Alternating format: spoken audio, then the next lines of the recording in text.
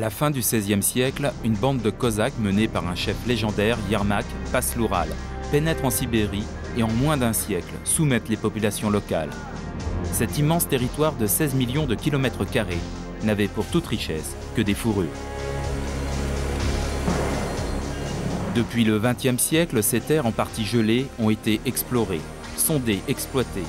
Sous la neige, d'immenses réserves de matières fossiles, du charbon, du pétrole et du gaz. C'est la richesse de la Fédération de Russie.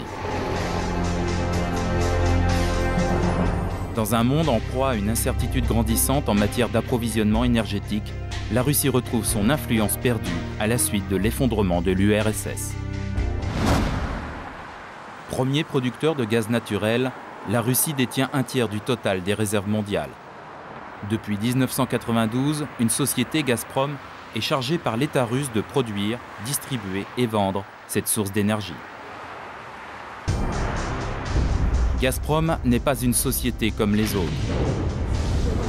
Les hommes de Gazprom sont des professionnels des marchés gaziers, mais aussi des politiques, des ministres, des députés, des ambassadeurs,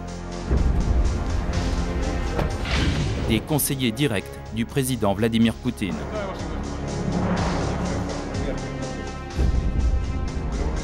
Tous jouent un rôle dans le nouveau jeu énergétique mondial.